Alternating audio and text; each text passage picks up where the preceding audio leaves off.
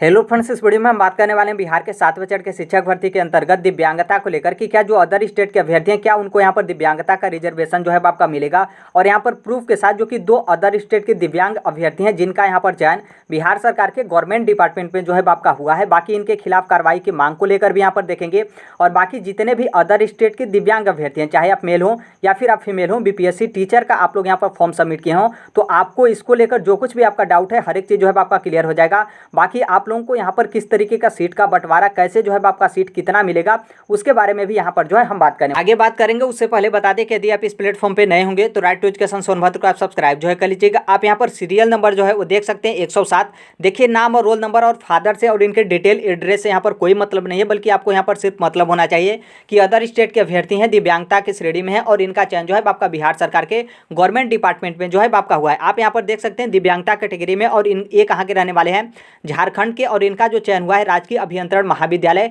बिहार सरकार में। और यहाँ पर दूसरे जो अभ्यर्थी हैं इनका भी यहाँ पर देख सकते हैं झूसी प्रयागराज उत्तर प्रदेश के रहने वाले हैं और इनका भी चयन दिव्यांगता की श्रेणी में हुआ है। और ये प्रयागराज उत्तर प्रदेश के रहने वाले हैं और राजकीय अभियंत्रण महाविद्यालय में जो है बिहार सरकार में इनका जो है आपका चयन हुआ है। और देखिए, इनका जो चयन हुआ है उसके चयन के संदर्भ में जो इनका अधिसूचना है उसको जो है आप देख लीजिए 14/10/2022, मतलब आज से लगभग 1 साल पहले इन लोग का चयन जो है आपका हुआ है। सहायक प्राध्यापक के पद पे चयन हुआ है राजकीय अभियंत्रण महाविद्यालयों में, जो कि बीपीएससी के माध्यम से जो है इन लोग का चयन हुआ है। और यहाँ पर ये जो आपका इनका नियुक्ति पत्र है, इनके नियुक्ति पत्र के सम्मुख नाम भी दिया गया था जो कि हमने हाइड किया था, और पद नाम भी दिया गया था जो कि पद नाम है इनका सहायक प्राध्यापक। और यहाँ पर कहाँ पर इनकी पोस्टिंग हुई है तो आप यहाँ पर देख सकते हैं पोस्टिंग मतलब राजकीय अभियंत्रण महाविद्यालय में, जो कि इनका एग्जैक्ट लोकेशन मतलब वो जो महाविद्यालय उसका स्थान क्या है उसको हम यहाँ पर हाइड कर दें, क्योंकि नॉर्मल सी बात है उससे आपको कोई भी यहाँ पर मतलब नहीं होना चाहिए। अब यहाँ पर आगे बात कर ले कार्रवाई की मांग को लेकर, तो देखिए नॉर्मल सी बात है यहाँ पर अदर स्टेट के अभ्यर्थियों का बिहार में चयन हो जाए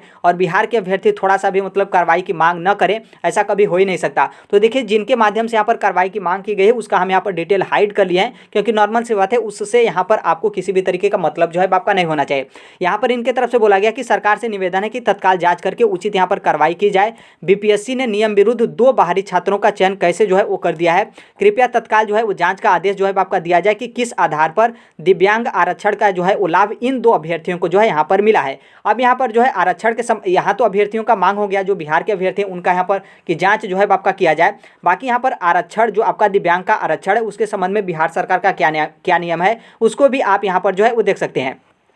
यहाँ पर आप देखेंगे सब्जेक्ट, यहाँ पर आपका बोला गया कि दिव्यांग आरक्षण का लाभ बिहार के मूल निवासियों को मिलने के संदर्भ में। फिर उसके जस्ट यहाँ पर नीचे आप यहाँ पर पढ़ेंगे तो यहाँ पर आपका दिया गया कि निर्देशानुसार उपर्युक्त विषय के संबंध में कहना है कि बिहार सरकार का अधिनियम 15/2003 है में यह प्रावधान किया गया है कि बिहार राज्य के बाहरी के अभ्यर्थियों को इस अधिनियम के मतलब अधीन आरक्षण का लाभ हेतु दावा जो है वो नहीं कर सकते हैं। किसका दावा नहीं कर सकते हैं, तो ये जो आपका दिव्यांगता का आरक्षण है उसको यहाँ पर अदर स्टेट के दिव्यांग अभ्यर्थी जो हैं वो इसका दावा जो है वो नहीं कर सकते हैं। और ये जो आपका लेटर है वो कब का है, 15/11/2022, मतलब आज से लगभग आपका 1 साल पहले का। तो देखिए, इस लेटर में और इस मांग में नॉर्मल सी बात है ये यहाँ पर अभ्यर्थियों की तरफ से मांग किया गया और ये बिहार सरकार की तरफ से लेटर जारी किया गया है। तो इसका मतलब ये नहीं कि जो 2 अदर स्टेट के अभ्यर्थी इनका चयन निरस्त हो गया है, ऐसा बिल्कुल नहीं है। नॉर्मल सी बात है बीपीएससी के माध्यम से चयन किया गया है, तो इतना मतलब उस तरीके से नज़रअंदाज करके तो चयन आपका किया नहीं होगा। तो यहाँ पर हर एक चीज़ को देखते हुए चयन किया गया है। और ये जो 2 अभ्यर्थी हैं ये भी मतलब ये वर्तमान तक अपनी सेवा जो है वो दे रहे हैं कि मतलब किसी भी तरीके का इनके ऊपर कार्रवाई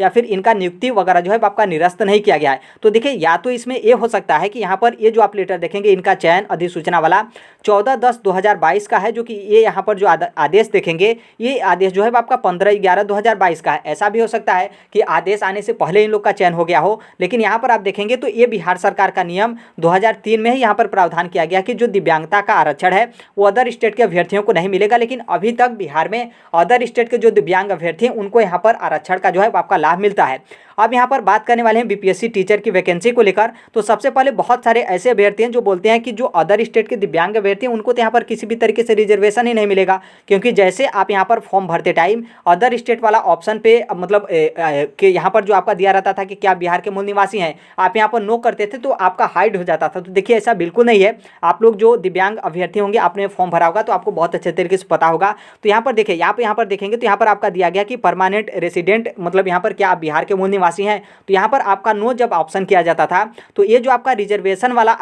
कॉलम है, जैसे में आपका EWS, SC ST OBC और मतलब EBC और BC वाला, तो ये वाला कॉलम आपका हाइड होता था, ना कि ये जो आपका दिव्यांगता वाला कॉलम था ये आपका हाइड नहीं होता था। ये देखिए आपका ऑटोमेटिक टिक है, यदि आप इस पे यस पे टिक करते थे तो यहाँ पर आपका यस पे टिक होता था और कौन सी दिव्यांगता की श्रेणी में है इसमें आपका श्रेणी जो है आपका सिलेक्ट होता था। तो जो दिव्यांग कैटेगरी है आप लोग यहाँ पर मतलब कैटेगरी के हैं, आप लोग फॉर्म भरे होंगे तो आपको यहाँ पर पता जो है आपका होगा। अब यहाँ पर आगे बात कर लें सीट को लेकर कि किस तरीके से आपका सीट और कितना सीट मिलेगा। तो देखिए यहाँ पर क्या है कि जो आपको यहाँ पर आरक्षण मिला है, जैसे आप यहाँ पर देखेंगे तो यहाँ पर जो दिव्यांग अभ्यर्थी हैं BPSC टीचर में आप लोग फॉर्म भरे थे, तो देखिए BPSC के 7वें चरण के शिक्षक भर्ती, मतलब जो आपका BPSC का शिक्षक भर्ती हुआ है जो कि 7वें चरण का शिक्षक भर्ती हुआ है, तो उसमें इसको लेकर मतलब दिव्यांगता को लेकर या फिर अदर स्टेट के अभ्यर्थियों को आरक्षण को लेकर कोई भी उस तरीके का नोटिस या फिर नोटिफिकेशन में कोई उस तरीके का बात आपका मेंशन नहीं किया गया था। सिर्फ जो अदर स्टेट के अभ्यर्थी हैं उनको यहाँ पर फॉर्म भरने को लेकर एक जो है आपका नोटिस जारी किया गया था, जिसमें यही बोला गया था कि बिहार के अस्थायी निवासी होने की अर्हता जो है आपका यहाँ पर अनिवार्य नहीं है। मतलब यहाँ पर क्या है कि जो अस्थायी निवासी मांगा गया था उसको यहाँ पर समाप्त किया जाता है और सभी राज्य के अभ्यर्थी जो है BPSC टीचर की वैकेंसी में आप लोग अपना फॉर्म जो है वो सबमिट कर सकते हैं। और ऐसा जो है आपका अपर मुख्य सचिव मतलब शिक्षा विभाग से लेटर जारी किया गया, फिर उसके बाद BPSC की तरफ से लेटर जारी किया गया, फिर उसके बाद सभी लोग अदर स्टेट के अभ्यर्थी जो है जो भी लोग यहाँ पर फॉर्म भरे अपना फॉर्म जो है वो सबमिट कर लिए। इसका मतलब साफ है कि ये जो आपका अदर स्टेट के अभ्यर्थियों को जो यहाँ पर रिजर्वेशन वाला मैटर फंसता है, जो कि जो अदर स्टेट के फीमेल होती हैं उनका और इसके अलावा दिव्यांग अभ्यर्थियों का, क्योंकि जो अदर और अभ्यर्थी होते हैं वो तो नॉर्मल सी बात है जनरल कैटेगरी में काउंट होंगे। तो ये देखिए ये सभी चीज़ें जो आपकी नियम लागू होगा वो आपका जो 6ठे चरण का शिक्षक भर्ती मतलब इसके पहले का जो आपका शिक्षक भर्ती हुआ था तो उसमें भी अदर स्टेट को अभ्यर्थियों को शामिल किया गया था। तो जो नियम आपका उस टाइम पर था वही नियम आपका इस टाइम पे भी रहेगा, क्योंकि नॉर्मल सी बात है यदि कोई भी नोटिस जारी किया जाता है और उसके बदले कोई नया नोटिस नहीं आता है तो जो आपका पुराना वाला नोटिस रहता है वही आपका नया नोटिस माना जाता है। तो इसका मतलब साफ है कि जो 6ठे चरण में जो भी आपका रिलैक्सेशन या फिर रिजर्वेशन या फिर जो भी उस तरीके का लाभ मिलता था वो भी आपका 7वें चरण में जो है वो मिलेगा। तो यहाँ पर आप सीट को लेकर देख सकते हैं, आप यहाँ पर देखेंगे जो दिव्यांग अभ्यर्थी उनके लिए यहाँ पर सीट है, तो आप यहाँ पर कैटेगरी जो है वो देख सकते हैं, जिस कैटेगरी में होंगे वो आपको यहाँ पर सीट मिलेगा, जो कि यहाँ पर सामान्य जो सब्जेक्ट है उसका उर्दू और बांग्ला। फिर उसके बाद यहाँ पर जो है आपका सीट का बंटवारा जो है आपका किया गया, थोड़ा सा हम बड़ा करके देख लेते हैं। जैसे यहाँ पर सामान्य कैटेगरी का और फिर उसके बाद उर्दू का, फिर उसके बाद यहाँ पर बांग्ला का, और फिर यहाँ पर दृष्टि बाधित दिया गया है, मुख बाधित और अस्थि बाधित और मनोविकार मतलब बहुत दिव्यांग कैटेगरी। तो जो जिस भी आप कैटेगरी में आएंगे ये जो है आपका सीट मिलेगा।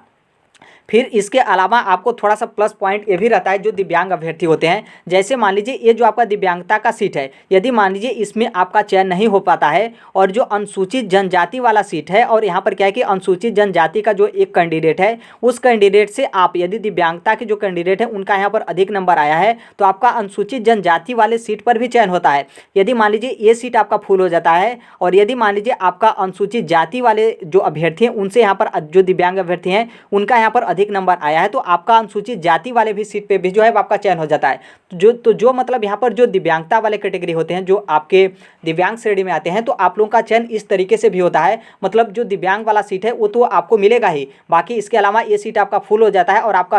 अधिक नंबर है तो इन सीटों पर भी जो है आपका चयन होता है। तो इस तरीके से जो दिव्यांग अभ्यर्थी हैं उनका यहाँ पर चयन जो है आपका किया जाता है। बाकी इनको आप देख सकते हैं, इनका नाम है जो आपके रंजीत मतलब IS रंजीत सिंह, तो शायद इनको आप जानते होंगे। ये जो आपका 6ठे चरण का शिक्षक भर्ती हुआ था तो उस टाइम पे शिक्षा नहीं देख सकते, मतलब इन्हीं के माध्यम से आपका शिक्षक भर्ती 6ठे चरण का आपका कंप्लीट हुआ था। तो उस टाइम पे भी इनके तरफ से जो बोला गया कि हम लोग भी जो रिजर्वेशन दिए और यहाँ पर जो अदर स्टेट के फीमेल हों या फिर जो दिव्यांगता के अभ्यर्थी हों उनको हम इसी तरीके से जो है वो रिजर्वेशन दिए, चाहे बिहार के हों या फिर अदर स्टेट के अभ्यर्थी हों। तो इनका भी मैं वीडियो देखा था इनका खुद, जहाँ पर वो इस तरीके से बोले थे। बाकी इनका वीडियो आप जाकर देख सकते हैं जिसमें आप बोलते हैं कि जो शेष अदर स्टेट के अभ्यर्थी हैं उनको यहाँ पर कितना सीट मिलेगा, तो वहाँ से आपको मतलब क्लियर जो है आपको समझ में आ जाएगा। बाकी देखिए जो अदर स्टेट के दिव्यांग के अभ्यर्थी हैं आपको यदि इस तरीके का आरक्षण मिलता है तो इसका मतलब साफ है कि चाहे आप मेल हो या फिर फीमेल हो, आपका यदि सीटेट में 75 नंबर है तो आप यहाँ पर एलिजिबल हैं। उसी तरीके से जो अदर स्टेट की फीमेल हैं तो जो आपका बिहार का सामान्य महिला वाला सीट है